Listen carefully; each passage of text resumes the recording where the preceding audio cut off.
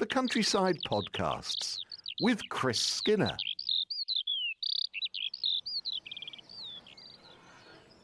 Usual hive of activity at High Ash Farm. Here we are at 10 o'clock in the morning, blue skies, but it's a brisk easterly wind, and the ladies with their horses, the farriers here as well. And here's Chris Skinner, look. Matthew. You can't go 2 steps without coming across the proprietor. No, that's right. I'm always where I shouldn't be most of the time. So a very warm but chilly welcome to High Ash Farm. Matthew, it's lovely to see you. Yeah, we've got some sunshine. Oh, well, there's Champion the Wonder Horse. Yes, that's right. There. And just before we go out on the farm, we've got a few nice topics for this morning. We're really spoilt, but I kind of started to regard the wildlife on the farm very differently. I think I told you a few weeks back when I had this operation, I was told it was a risky thing to do, and I've appreciated the fact that I've kind of got a second chance of living, of having a new life, if you like. And your geese are quite grateful for that, I think. They get fed more than they should do, and so there's one sitting on a nest. Here's your back door, Chris. Yes. Look at who's done this. Look, who's done that? That's a goose. It's tried to peck through the door. Would you believe it? Quite a bit of damage there.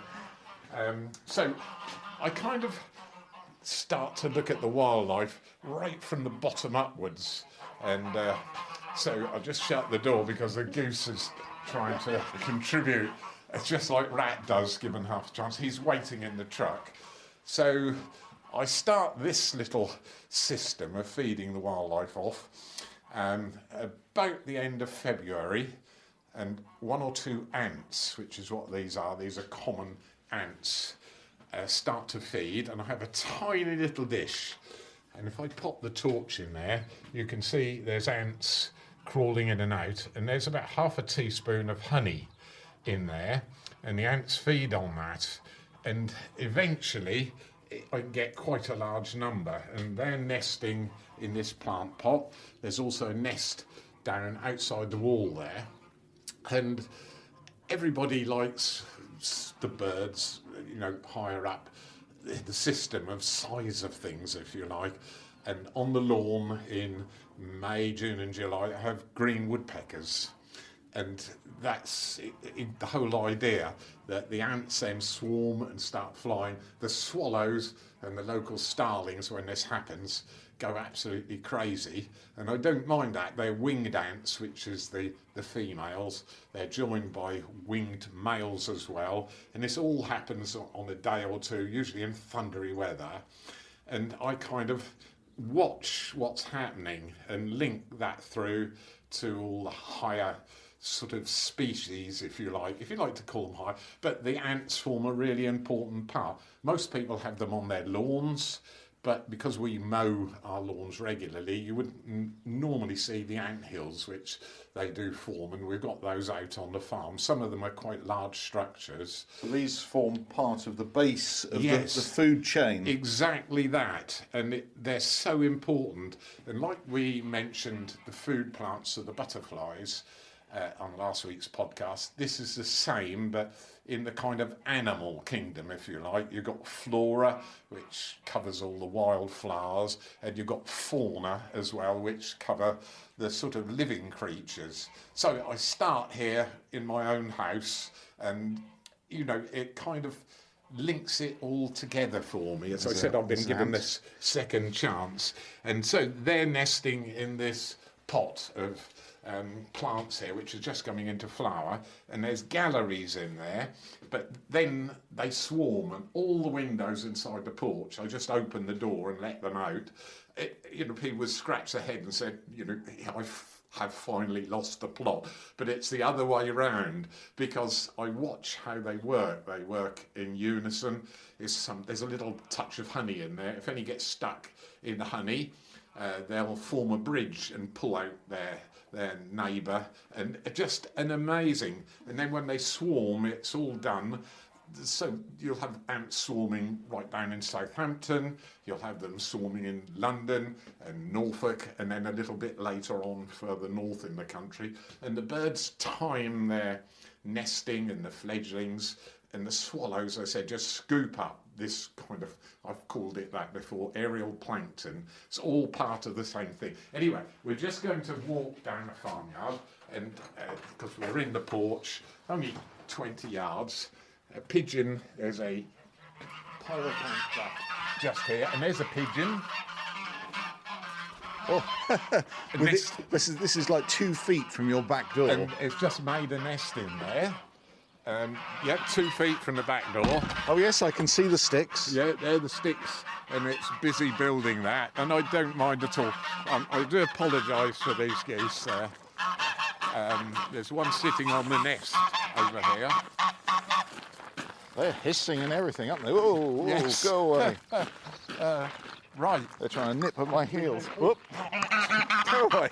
I'm being chased. Oh, goodness. Right, we had a quick attempt last week at looking for the robins here, and this is Virginia creeper. Nearly all the buildings are covered in either clematis or, in this case, Virginia creeper, and just round the corner there's ivy.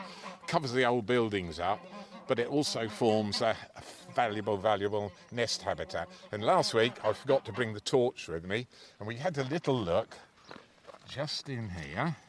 And Quite well camouflaged. And what you're going to have to do is, let's see if I can get the torch in.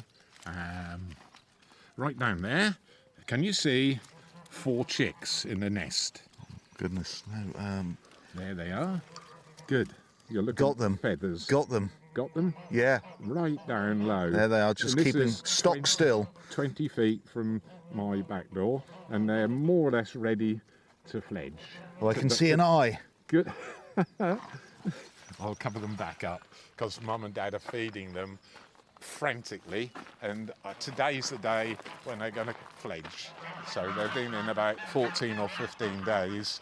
And how do you know today is the day? Because that's the normal fledging time. It can vary within a day or two, but because we've got cold weather at the moment, they've delayed it slightly because the food regime has slowed down slightly. It's quite hard to find the caterpillars. Anyway, we have yet another noisy customer, which is Rat in the truck, and he knows what's going to happen.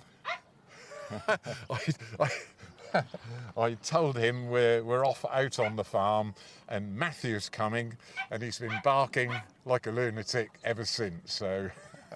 And that'll make 3 of us then. Just perched behind your head then was a sparrow. So it's making the whole farm welcome to all the forms of wildlife, and that's what the podcast is about. It's learning the different tiers of wildlife and their requirement, and also the wildflowers. So we touch a bit every week, and so I think it's time to get in the truck, or we'll be through the end of the podcast before we've even started. Oh my goodness. Noisier than the geese. Yeah, absolutely, yes. So you have to make yourself heard when you live in the countryside.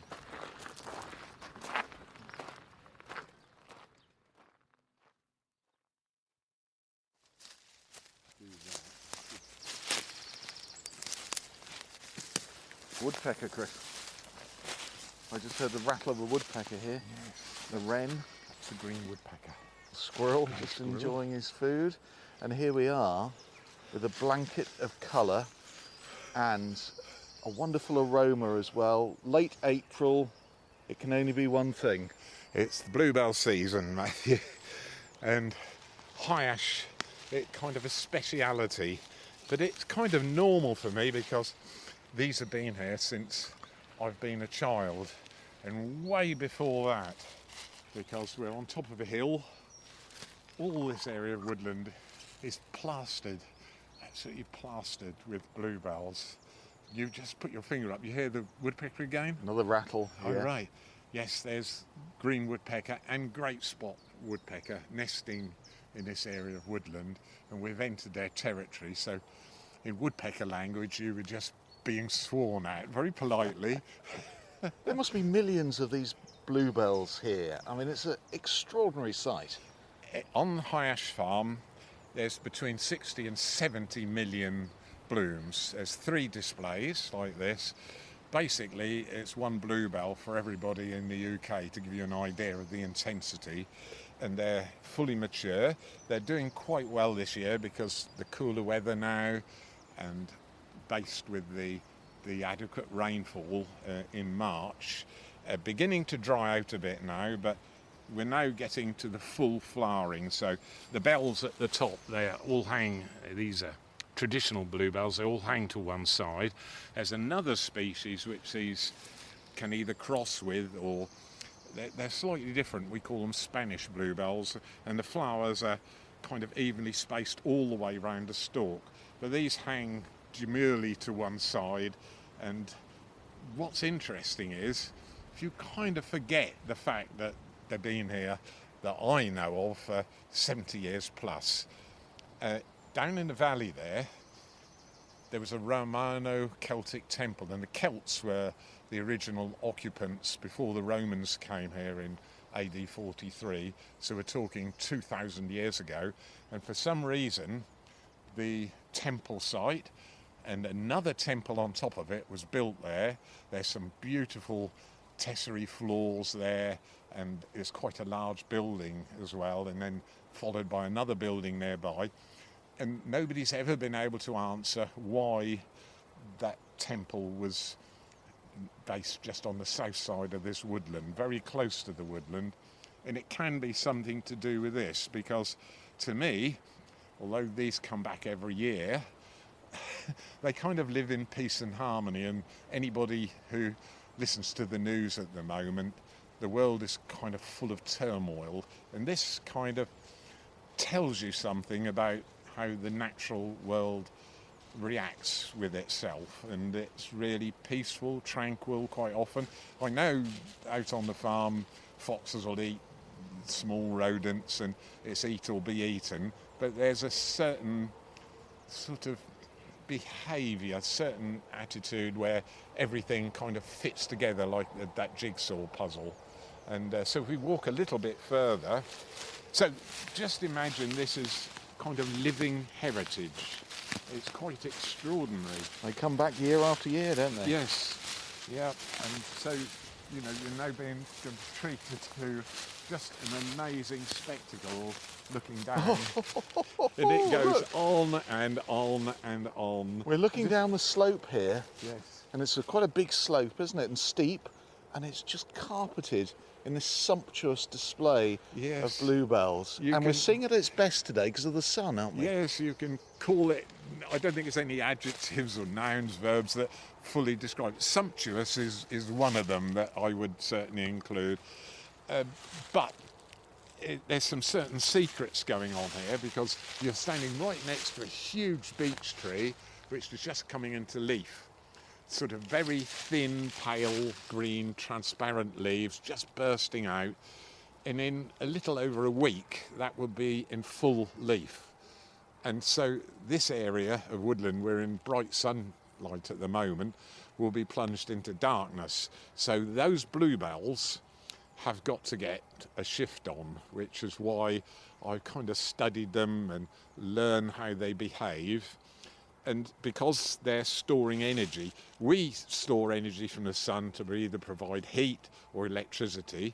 The bluebells here are storing energy from the sun to fill up the bulbs, like little rechargeable batteries, if you like, in the soil for coming into flower next year. So they're using the sunlight from today, stored for the year, and then that pushes them all up, because obviously they've come into flower now, a long time ahead of all the summer flowers like the roses, wild roses out on the farm, all the different species. So they've got to get a shift on before this is plunged into darkness, and that's what they're doing. So they're flowering now, but the main portion of the bluebell has all these strappy leaves underneath, sort of 8 to 10 inches long.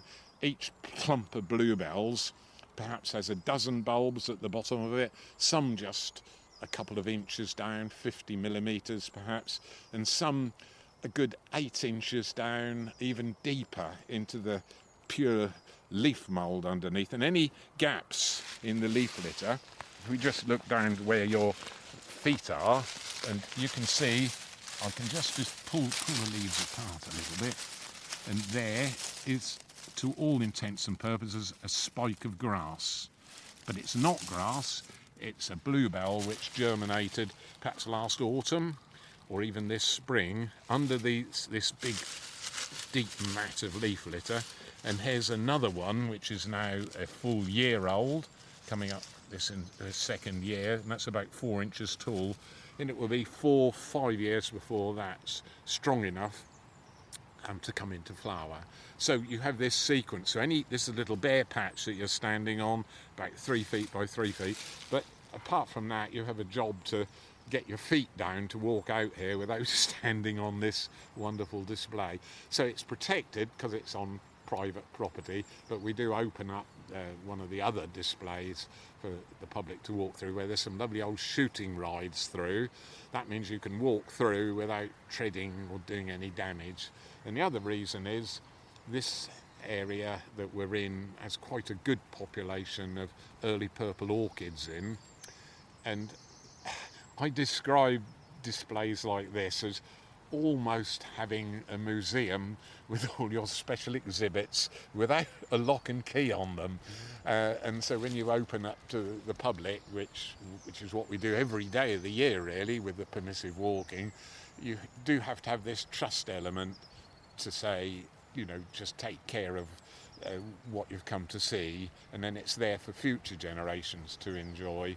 So it's this long-term view, and that's what I've come to understand about this, that I'm just a temporary custodian of this and protect it, and yet it's a national asset because bluebells grow mainly in the United Kingdom. Even on the close continent, you don't have displays like this, so it's really in areas fringing the Atlantic Ocean. Down on the Cornish Peninsula, there are quite open areas which may have been woodland way in the past, because bluebells like this semi-shaded environment, and they're growing almost in the surf, right on the edge amongst the rocks. So they have quite a wide habitat where they can grow and succeed, but the best place to see them is in amongst these oaks. They don't come into leaf for another 2 to 3 weeks. The beech very shortly, and the sycamore over there nearly in full leaf already, and you can see there some dark patches all over the woodland floor now as the shade begins to spread, and the bluebells are then deprived of their energy source, but they'll have done their work by then. This is superb conditions for them this year, and there you have it again for the next year. And that's what I mean about the living heritage. We kind of get inspired by cathedrals and museums and all the big buildings in the major cities, but this is absolutely incredible. It goes on from year to year, and so it's, there's no description. I said sometimes you just run out of words because I can't capture the beauty, just to assure you that what we're standing in here is tearfully joyful.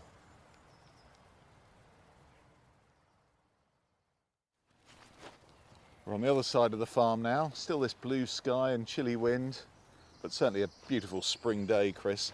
Another part of the farm, another part of woodland, more bluebells, of course.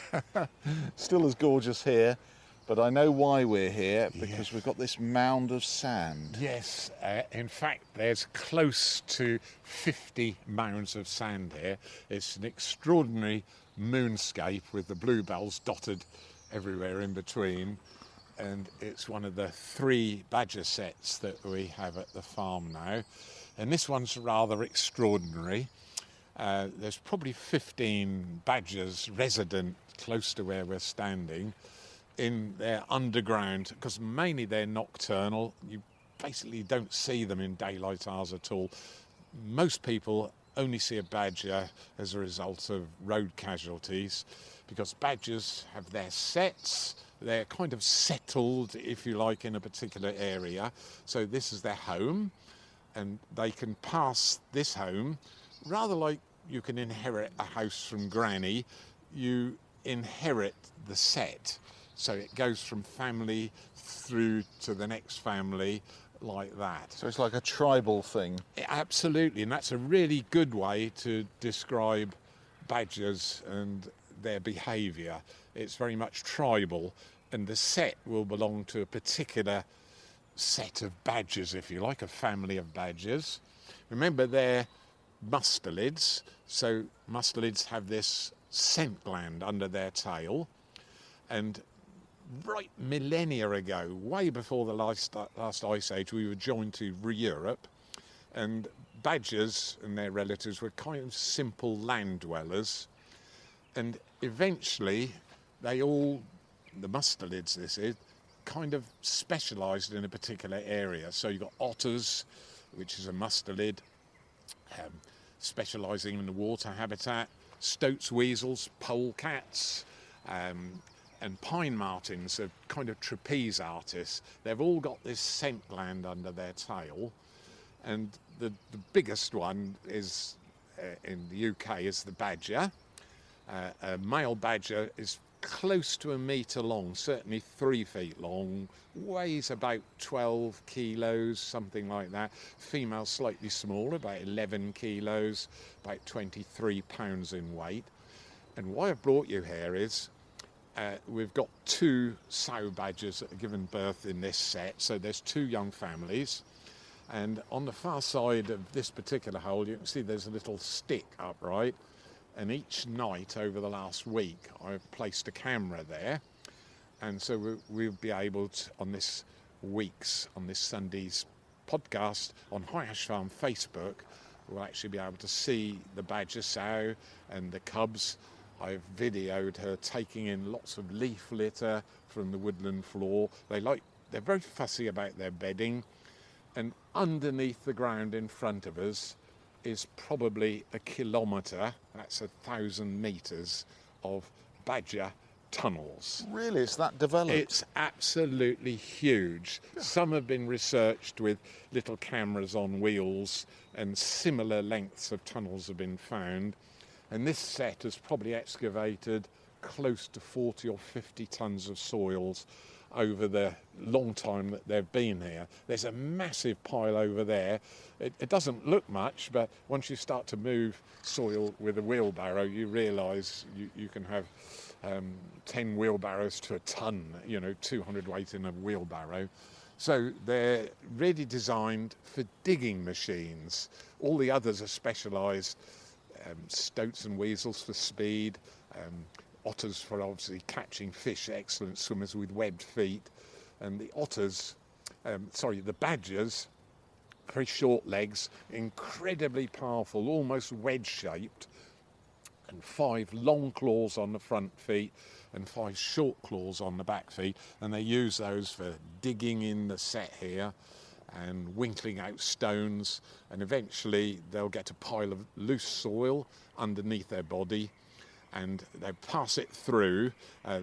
Some of the sets have little passing places in them, but they'll pass the soil underneath their body to the back legs, and then they use their bums, their backsides as kind of bulldozers, and push the soil out, and grabbing some with their front legs as they go, and then once they're out of the set hole, they'll give a final kick, and I have seen it happening in daylight. Suddenly have bits of stones and soil flying out.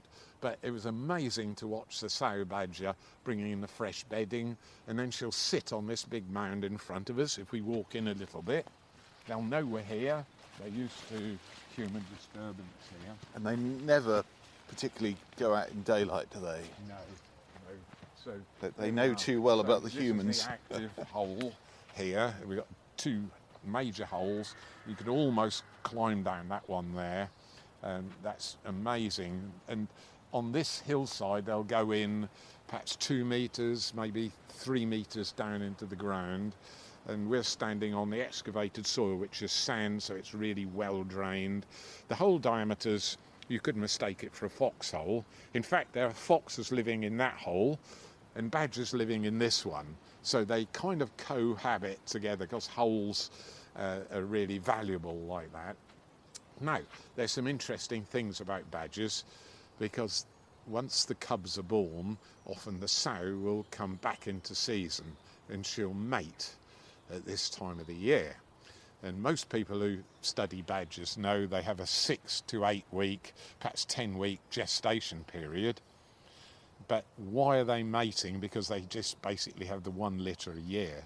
So something strange happens, that the badger's eggs become fertilised, but they don't implant into the uterus wall.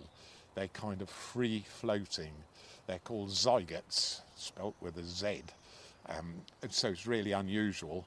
And around about December, those eggs become embedded in the uterus wall, and normal gestation, as I said, 8, 10, 11 weeks then occurs, and they give birth January, February time, and that's why we're towards the end of April now.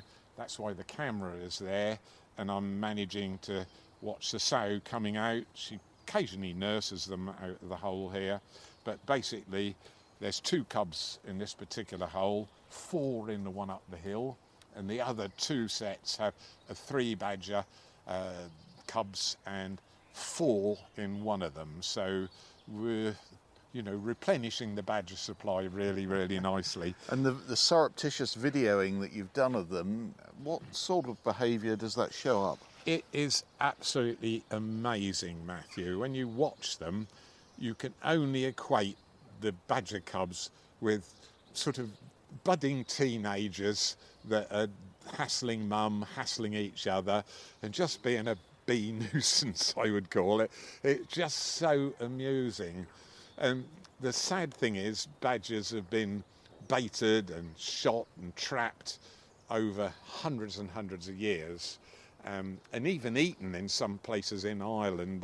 They're eaten, and badger ham was meant to be quite a delicacy. But I don't think so. No, but parts of the badger are still used today. And if you go to a high-class barber in perhaps London or somewhere, the very best shaving brushes are made from badger hair.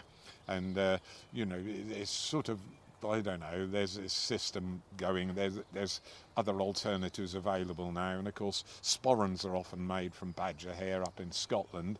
But badgers, they were start to be protected quite strongly in about 1992. There was a Badger Protection Act came out that protected them. And of course they're the wildlife symbol for all the national wildlife trusts in the UK. You'll have a picture of a badger on the front. And yet they've become linked with bovine tuberculosis, and it's a really unfortunate disease which affects thousands of dairy cattle and beef cattle, and if you have an infection in your herd, sadly the herd has to be destroyed. And because badgers have become linked as carriers for tuberculosis, badger culling now occurs, so it supersedes that 1992 Badger Protection Act that was passed in order to protect them. But now it is illegal outside the cull zones to harm badgers. But the sad thing is, I don't know quite how to put it politely, there's no way, that badgers are still hugely persecuted on estates where shooting occurs because they're notorious egg thieves. They love digging out wasps' nests, by the way, and hornets' nests and bees underground. Their main diet is earthworms and beetles, and that's why this slope going up through the woodland here is absolutely perfect for them. And all around the woodland we've got pasture where there's a very high worm population. So the habitat is right now at High Ash Farm, and they're protected here, certainly whilst I'm here. But in the hours of darkness, they are quite lone wanderers, aren't they? They'll go out, particularly the ball badger. The female is pretty much stuck here, and she will only go out for short forays to feed herself, and then so she produces enough milk to feed the cubs, which are totally dependent on her for 8 to 10 weeks. But they are now exploring around the set, and gradually they'll extend their area. But if you went up in a hot air balloon above this area of woodland and looked down into the woodland, you'd see little trails going out, almost like the spokes of a bicycle wheel, and right at the edge of those will be the limit of this particular badger territory. and the bulls and sometimes the sows as well will scent mark around there. Remember, they've got this gland next to the anus there, the sort of scent gland, the musk gland, which gives the whole family their name, mustelids, and they scent mark as well. And if anybody sort of comes across those scent marks, you know not to go in because you'll be tackled by the local male badger, which we call boars. The female's called the sow, the young are called cubs, and so this is their set, their home, and it's hugely important to them. So strictly nocturnal. As I said, the main diet is worms, and it's just a privilege to have them here. So just love it. You're fiercely protective of these, aren't you? Absolutely. So it's a massive set, and it's been here obviously way before I was born. The badgers have always been here, and for some reason, although it became a shooting estate in the early 1900s, the badgers were left here, and they've thrived through all that period, despite being notorious egg thieves. But many of us have eggs for breakfast and we don't think twice of it, and yet it's the badger's main diet is this time of the year. They'll take young birds as well off the nest, but it's just a privilege to have them here, and it's all part of that important jigsaw that I talk about most weeks, biodiversity. So there we are, a quick introduction, but to watch the young badgers at night, I've done over 400 videos. Perhaps Daniel, my son, will pop one or two on High Ash Facebook, the choicest ones. But you can kind of get an idea of the family structure.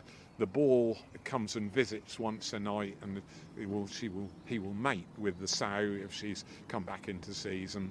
And also there's some young females which come into the season into mating condition for the first time, and they'll get mated as well, and then birth happens again next February, March time. So that's when I knew we were going to be successful here with the 3 sets we've got. Lots of bedding arrived at these holes. You can see some dry leaves going down that hole there, and the sow is incredible. She brings the old bedding out and then takes in masses of new bedding, and down this labyrinth of tunnels there'll be little double areas where you can go past another badger, and there'll be a really large nest hole almost that I could get in and curl up in, where birth takes place, and the badger keeps her young nice and dry and warm in there, and she can suckle them. They're only about 4 ounces, 100 grams when they're born. At this time of the year they grow really quickly. But Rat's behaving very well indeed. I've trusted him off the lead, and you notice he's not going down the badger hole. But he has a little black reminder on the side of his nose where he was 2 years old, and he decided to go down one of these holes, and he came back looking slightly different colour, more of a red tinge, and he got bitten on the lip, and he knows not to ever argue with a sow badger down there, and he extricated himself from the holes really quickly, and that's why he's got something that I trust now. It's called fieldcraft. He knows not to be stupid most of the time. Good boy, Rat.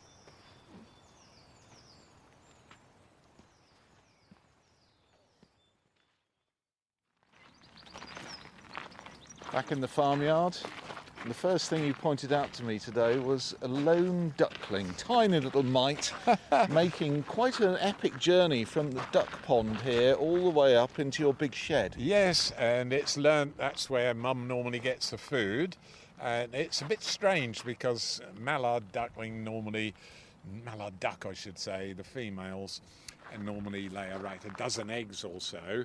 And this just have one hatch is a little bit unusual, and so this particular one is rather bold, and it takes itself off and gets some grain, which is just in the workshop there. Good 30 yards, and the climb up from the quite a pond. steep bank, and so it's leading rather a dangerous life doing this, because occasionally there are all sorts of, but I can't see it at the moment.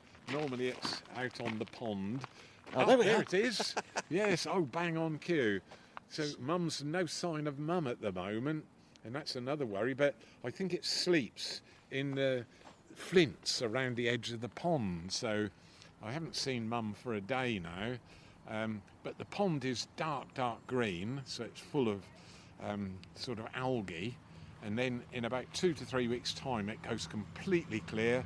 You can see right down to the bottom of the pond, and it's then full of Daphnia and Cyclops, all the pond life that feed on that green material. So it's absolutely amazing. And the little duckling is doing really well. It's feeding itself, darting about. Dad, or a mallard drake, has just come into the pond. Another one's asleep on the top. That little duckling, bless his heart. He's Yes. an only child, and he's about the size of a classic rubber duck. Yes, I suppose so. You'd have in your bath, but not mine. I only like the real thing here at High Ash.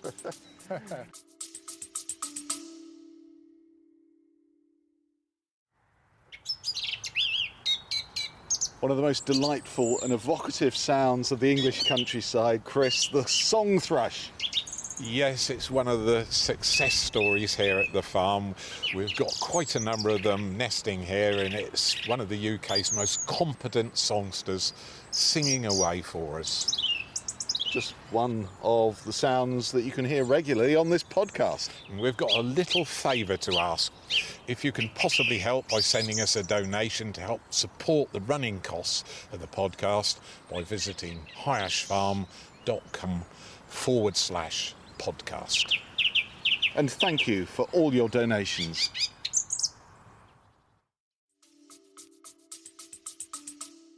Let's have a look at some of the emails this week, and thanks once again for sending so many in. It's always a joy to read them.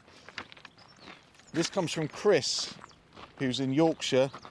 Just a little observation, Chris, that may be of interest to you. He says, there's a climbing plant many people grow called Clematis montana. Across the road from where I am is a large overgrown specimen full of sparrows. They love nesting in it. I see lots flying across to my garden where I put corn down for my wood pigeons and doves. Has Chris thought about growing Clematis montana? Oh, Matthew, we're in the farmyard. We're looking at the gable end of the cottage, a good 22 feet high, trellis all over it, and there is Clematis montana rubens, which is the pink form. And there's also on the edge of this building here, Clematis montana alba, which is the white version, a good 25 feet up on the modern grain store there. The whole gable end of the building is covered in trellis, about 18-inch squares, which I nailed up there. And both of them have been here since 1982. And the one on the gable end of the cottage is crawling with sparrows. So wherever you look at High Ash, even on the gable end of the building there's ivy. So perfect habitat. So done and dusted is the answer to that one. The answer is yes. You have thought about it, yes, and quite a few years ago. Here is a note from Natasha and Brian in Monmouthshire, in lovely Wales. I've just listened to your podcast. The segment regarding the robin reminds me that our robin's nest yesterday was pulled apart. 2 chicks were dead on the ground. We think there were 4 eggs, but no sign of any other chicks or parents. The nest was in the motor of the cement mixer. We don't use it, and we kept away from the nest. As you know, we've got barn owls, tawny owls, a lot of squirrels, and a cat is often seen around. It ruined our day to find the nest destroyed. Yes, so it's a question, unless you got a camera on the nest, you wouldn't actually know, but the most likely culprit for killing those, because it's such a difficult place to get in under the hood of the cement mixer, typical place for robins to nest, is of course rats, and maybe stoats and weasel if you have them in the area. They're dexterous enough to get in. Perhaps they removed 1 or 2 of their carcasses and the others were just left for dead on the ground. So always sad and upsetting when that happens. And I think we've got another one about robins Yes, as well we have. here, Let's haven't we? just have a- Yes. That's that one. Let's just... Oh, I think, have we got a picture? Ah, yes, it's another robin question. So this is from Claire Millard. Talking of robins, inspired me to write to tell you about my Aunt Glennis's Christmas robin family. Auntie Glennis made her Christmas wreath from natural materials. When she took it off her door, hung it on the fence by her back garden ready for dismantling, she soon noticed a curious robin had taken a liking to it. So she left it up there, and unbelievably, the robin started building his nest inside, and she now has the joy of 2 baby chicks, which she can observe closely through her back door window. I think you'll agree, these robins have the fanciest nest in the country. And have a look at the photograph here, Chris. There's the remains of the Christmas wreath. Yes, and there in the centre of it is the little nest and the little wide open gapes of the 2 robins there waiting for Mum and Dad to come and feed. Just like we saw earlier. Yes, I just can't believe it. Just well done, and thank you for being so observant and allowing the robins to nest right close to the house. Melanie enjoys the podcasts most weeks, so that's good to know. Well, we'd like you to enjoy it every week, but there we are. It's brilliant that you've emailed us. And Mel says, it's especially great when I feel homesick for calmer times. The world is in such an upheaval. I was shocked about the need for such major surgery on you, Chris, and am astonished at such a quick recovery. Positive attitude.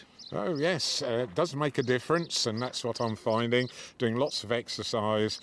And so thank you very much from Mel from Brecklands area, so down in southwest Norfolk, I think. And someone sent you a lovely owl box as well as a gift. Yes, they have, yes, and thank you once again for that as well. So the farm's getting well restocked with lots of different style of nest boxes. And here's Judith, who says, we're delighted to see you recovering so well from a major op. We're long-standing listeners to the podcast. Back in the days of when it was on the radio, we thought your description of the wild cherry so attractive, we bought one. We've wondered since whether we were sold the wrong tree, though. For 3 years, it had no blossom. This year, it had some, not a lot, but 3 weeks earlier than you reported yours in blossom. I know that we're down here in sunny Sussex, so could expect to be a bit earlier. But then you're in sunny Norfolk.